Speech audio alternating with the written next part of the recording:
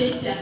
માનનીય આચાર્ય સાહેબ, આદરણીય શિક્ષકગણ અને મારા ભાઈઓ અને બહેનોને મારા નમસ્કાર। સૌથી પહેલા ગુરુ પૂર્ણિમાના આ શુભ અવસર પર વિશ્વના સમગ્ર ગુરુઓને મારા સત પ્રણામ। આજે ગુરુ પૂર્ણિમા, આ દિવસે આપણે આપણા ગુરુઓ અને શિક્ષકોના સન્માનમાં ઉજવીએ છીએ। ગુરુ પૂર્ણિમા અષાઢ પૂનમના દિવસે આવે છે। ગુરુ પૂર્ણિમાને વ્યાસ પૂર્ણિમા પણ કહેવાય છે, કેમ કે આ દિવસે આદિગુરુ વ્યાસજીનો જન્મ થયો હતો।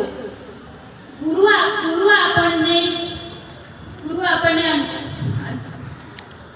અજ્ઞાનરૂપી અંધકારથી જ્ઞાનરૂપી અંધકાર તરફ લઈ જાય છે।